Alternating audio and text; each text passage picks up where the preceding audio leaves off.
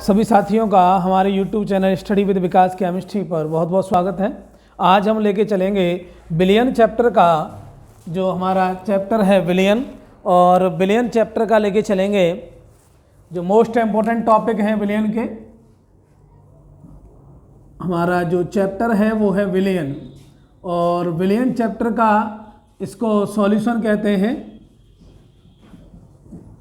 Solution विलियन chapter का most important topic जिसका नाम होगा विलियन की नॉर्मलता। विलियन की नॉर्मलता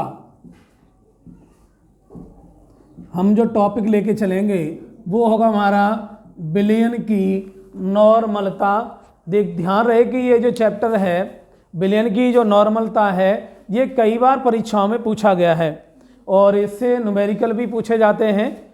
इसका न्यूमेरिकल पूछा जाता है नॉर्मलता का, और नॉर्मलता की परिभाषा पूछी जाती है। तो देखिए विलियन की नॉर्मलता क्या होती है। विलियन के 1 लीटर आयतन में उपस्थित विलेय के मिली तुल्यांकों की संख्या को विलियन की नॉर्मलता कहते हैं। विलियन के 1 लीटर आयतन में उपस्थित विलेय के मिली तुल्यांकों की संख्या को या तुल्यांकों की संख्या को विलियन की क्या कहते हैं, नॉर्मलता कहते हैं। तो देखिए लिखते हैं परिभाषा। विलियन के 1 लीटर में उपस्थित क्या है परिभाषा। विलियन के 1 लीटर विलियन के 1 लीटर आयतन, 1 लीटर आयतन में उपस्थित, 1 लीटर आयतन में उपस्थित तुल्यांकों की संख्या को, तुल्यांकों की संख्या को विलियन के 1 लीटर आयतन में उपस्थित तुल्यांकों की संख्या को नॉर्मलता कहते हैं। नॉर्मलता कहते हैं। ध्यान रहे, यानी विलियन के 1 लीटर आयतन में, आयतन कितना होना चाहिए, 1 लीटर आयतन होना चाहिए। विलियन के 1 लीटर आयतन में उपस्थित तुल्यांक यानी तुल्यांकों की संख्या को विलियन की हम क्या कहते हैं, नॉर्मलता कहते हैं। इसे कैपिटल एन से प्रदर्शित करते हैं। इसे जो प्रदर्शित करेंगे वो कैसे करेंगे, कैपिटल एन से प्रदर्शित करते हैं। अगर आपको इसका सूत्र ज्ञात करना है तो विलियन की नॉर्मलता बराबर होता है विलेय के तुल्यांकों की संख्या बट्टे विलियन का आयतन लीटर में। तो हमारा जो इसका विलियन की नॉर्मलता बराबर सूत्र बनेगा, विलियन की नॉर्मलता बराबर, विलियन की नॉर्मलता बराबर विलेय के तुल्यांकों की संख्या, तुल्यांकों की संख्या बटे विलियन का आयतन, विलियन का आयतन यानी काय में होना चाहिए, लीटर में।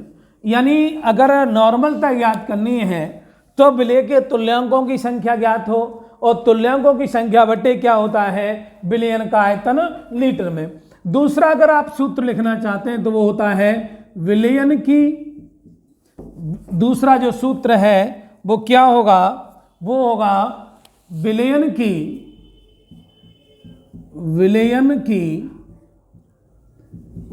की नॉर्मलता बराबर विलेय का भार। क्या होगा, या विलेय का भार बट्टे विलेय का आधार इंटू आयतन, मतलब विलेय का भार, विलेय का भार अपॉन विलेय का तुल्यांकी भार, विलेय का विलेय का तुल्यांकी भार गुणा आयतन। अगर आयतन, या मैं इसको ऐसे लिख सकता हूं, n बराबर W अपॉन E और V इंटू, अगर आयतन अगर ml में है तो हमें ये सूत्र लगेगा। अगर लीटर में दिया है तो यदि आयतन लीटर में है तब तो ये सूत्र रहेगा, और यदि आयतन ml में है तो n बराबर होगा W अपॉन EV इंटू 1000। अगर आयतन किस में है, यदि आयतन किस में है, ml में है, तब हमारा कौन सा सूत्र कार्य करेगा, वो ये सूत्र कार्य करेगा। तो हमें ये ध्यान रखना है, बिलियन के 1 लीटर आयतन में उपस्थित तुल्यांकों की संख्या को नॉर्मलता कहते हैं। इसे कैपिटल N से प्रदर्शित करते हैं। बिलियन की नॉर्मलता बराबर होता है विलेय के तुल्यांकों की संख्या अपॉन बिलियन का आयतन लीटर में। दूसरा, बिलियन की नॉर्मलता बराबर विलेय का अणुभार इंटू बिलियन का तुल्यांकी भार गुणा आयतन। ये सूत्र लगा सकते हैं, या हम शॉर्ट में लगाना चाहते हैं तो होता है n बराबर W अपॉन EV। यदि आयतन लीटर में है तो इतना लगेगा, और यदि आयतन ml में दिया है तो n बराबर W अपॉन EV इंटू 1000 लगेगा। इसके बाद हम इसको जो है कोई भी न्यूमेरिकल है उस न्यूमेरिकल को निकाल सकते हैं। तो ध्यान रखेंगे इसका न्यूमेरिकल। देखिए, हमारा सवाल है नॉर्मलता पर जो परीक्षा में पूछा गया है 2022 की परीक्षा में। यह है कि 4 ग्राम NaOH को जल में घोलकर बिलियन का कुल आयतन 250 ml कर दिया गया। बिलियन की नॉर्मलता ज्ञात करो। तो पहले हमें ज्ञात करना है कि घोला कौन गया। मान लीजिए आपको ये दिया गया, एक पात्र है और इस पात्र में क्या किया गया है, 250 ml जल ले लिया गया है। इसमें जो मात्रा ले ली गई है जल की जो मात्रा ली गई है 250 ml ले ली गई है, और इसके बाद इसमें 4 ग्राम यानी 4 ग्राम NaOH डाला गया है। तो देखिए, जल की मात्रा ये तो हमारा हो गया विलायक, और ये क्या हो गया, हमारा विलेय हो गया। ठीक है, तो यानी घोली गई है, जो डाली गई है वो मात्रा हमारी विलेय हो गई। तो 4 ग्राम, तो NaOH की मात्रा यानी पदार्थ की जो मात्रा है, पदार्थ की मात्रा यानी जो पदार्थ की जो मात्रा दे रखी है वो कितनी दे रखी है, 4 ग्राम दे रखी है। काय की है, पदार्थ क्या है, NaOH। उसके बाद आयतन कितना दे रखा है, आयतन जो दे रखा है वो दे रखा है कितना, 250 ml आयतन दे रखा है।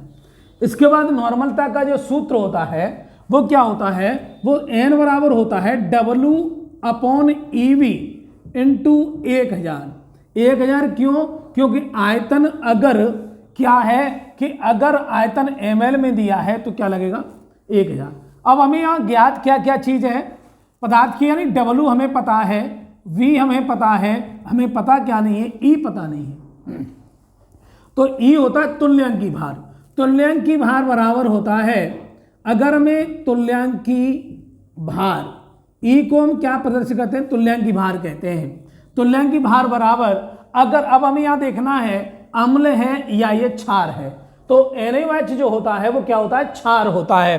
तो NaOH क्षार है, तो तुल्यांकी भार बराबर क्या होता है, हमें पहले तुल्यांकी भार ज्ञात करने से क्या होता है, अगर हमें किसी क्षार का तुल्यांकी भार ज्ञात करना है तो यहाँ पर क्षार की क्या ज्ञात होनी चाहिए, अम्लीयता ज्ञात होनी चाहिए, और क्षार का अणुभार ज्ञात होना चाहिए। तो हमें तुल्यांकी भार बराबर होता है क्षार का अणुभार। अगर हमें तुल्यांकी भार ज्ञात करना है तो क्या होना चाहिए, क्षार का अणुभार बटे क्षार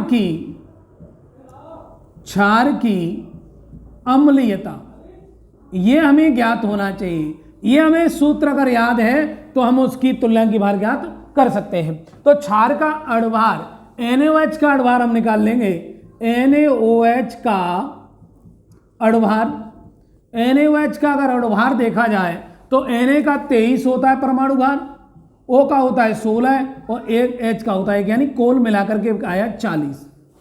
अब क्षार की अम्लीयता, अम्लीयता का मतलब होता है कि जब कोई भी, जैसे हमने क्षार लिया है, जैसे मैंने NaOH लिया है, अगर NaOH को मैं तोड़ूंगा तो Na plus plus OH minus, ये OH माइनस में कन्वर्ट हुआ। OH यहाँ पर माइनस जो है वो कितने हैं, वो हमारा है 1। तो जब NaOH माइनस 1 है तो क्षार की अम्लीयता का मान कितना आ गया, 1 आया। तो यहाँ पर क्षार का अणुभार यानी 40/1, तो क्षार का तुल्यांकी भार कितना आ गया, 40। यानी जो तुल्यांकी भार जो हमारा प्राप्त हुआ वो कितना प्राप्त हुआ, 1 प्राप्त हुआ। तो यहाँ बाकी हमें मालूम है, तो यहाँ पर हम क्या करेंगे, यहाँ पर हम इसको निकाल लेंगे।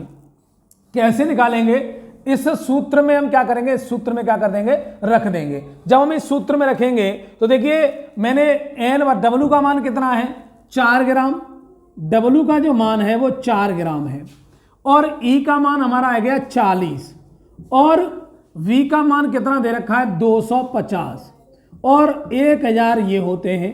तो इससे ये काटेंगे तो ये 4 बार गए, और 4 से ये काटेंगे तो ये 10 बार गए, यानी यहाँ पर हमारा बचा, और ये 2 5 10 और 2 दूनी 4, यानी कुल मिलाकर 2/5, और मल्टीपल यानी डिवाइडेशन करेंगे तो ये जाएगा 0.4 नॉर्मल, यानी नॉर्मल क्या होगा, इसकी नॉर्मल यानी तुल्यांक प्रति लीटर भी कह सकते हैं। इसका जो मात्रक होगा वो तुल्यांक प्रति लीटर के हिसाब से इसको क्या कर सकते हैं, हम ज्ञात कर सकते हैं। इस पर हमें क्या किया गया है, इस पर हमें एक सवाल पूछा गया है।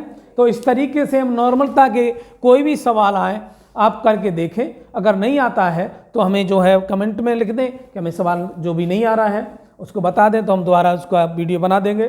तो इसको ज़्यादा से ज़्यादा इसको देखें, बार बार रिपीट करके देखें कैसे बताया गया है। एक बार अगर और देखें, पदार्थ की मात्रा 4 ग्राम दे रखी थी, आयतन 250 ml दिया था। सूत्र होता है नॉर्मलता बराबर N बराबर W/AB × 1000। तुल्यांकी भार निकालने का जो सूत्र होता है वो होता है क्षार का अणुभार बट्टे क्षार की अम्लीयता।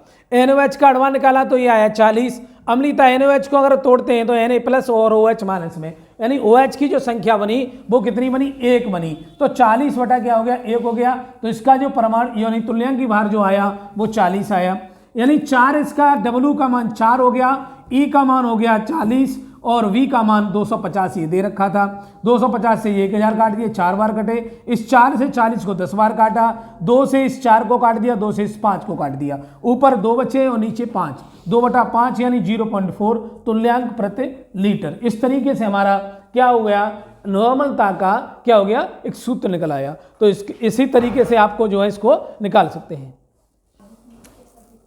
देखिए दूसरा हमारा सवाल है, 250 ml N/10 Na2CO3 विलयन बनाने के लिए Na2CO3 की कितनी मात्रा की आवश्यकता होगी। तो ये हमें ध्यान रखना है। Na2CO3 यानी सोडियम कार्बोनेट, और सोडियम कार्बोनेट की अगर मात्रा की बात की जाए तो इसको कैसे निकालेंगे, इसका तुल्यांकी भार Na2CO3 अगर हम तोड़ते हैं तो देखिए Na2CO3 जब इसको तोड़ेंगे तो 2Na प्लस और प्लस CO3 माइनस माइनस, तो इस पर आवेशों की संख्या कितनी हो गई, 2 आवेशों की संख्या बनी। तो इस लवण की लवणीयता कितनी बनी, 2 बनी। तो इसका तुल्यांकी भार यानी पहले अणुभार निकालेंगे, तो अणुभार क्या होगा, इसका अणुभार बराबर निकालते हैं तो 2 × 23 प्लस 12 प्लस 3 × 16, देखिए 23 दूनी 40 प्लस 12 और 16 तिया 48, यानी ये जो मिला के बना 8 और 2 10, 10 और 6 10 और 6 16 की 6 यहाँ से लगा 1 5 और 1 6 और 4 10, यानी 106। अब इसकी आयनों की संख्या कितनी है, 2। तो तुल्यांकी भार बराबर क्या होगा, तुल्यांकी भार बराबर 106/2, यानी ये आएगा 53, यानी इसका जो तुल्यांकी भार, जो तुल्यांकों की जो संख्या आई वो कितनी आ गई, 53 आ गई। अब हमें सूत्र जो है वो हमें पता है, सूत्र क्या होता है? सूत्र होता है n बराबर W/EV इंटू 1000। ये हमारा सूत्र होता है। यहां हमें क्या है कि W हमें क्या करना है कि यहां अगर देखा जाए तो देखिए दिया क्या है, V बराबर दिया है 250 ml और n नॉर्मल था, n बराबर दिया 1/10 हो जाएगा। बाकी हमें कुछ दिया नहीं है, इतना दिया है। तो देखिए हमें W दिया नहीं है तो हमें, और W हमें क्या किया गया है, पूछा गया है। तो देखिए n का मान कितना, 1/10, तो यहां पर 1/10 बराबर W तो हमें पूछा ही है, W/E का मान कितना आ गया 53 गुणा V का मान कितना है, V का मान जो दे रखा है वो दे रखा है 250 और गुणा 1000। पहले यहां से हम इसको कुछ हल्का कर दें, यानी ये 4 बार कर दें, तो ये हमारा जो बनेगा 4W हो जाएगा, 4W हो जाएगा। तो यानी 1/10 बराबर हम लिख सकते हैं W × 4/53, इतना लिखेंगे। अगर हम इसको क्रॉस मल्टीप्लाई करें, क्रॉस मल्टीप्लाई कर लें तो 4W यानी 4 40W बराबर कितना बनेगा, यानी यहाँ इधर को जाएंगे तो 53 और W बराबर होगा 53/14 यानी इतना हो जाएगा।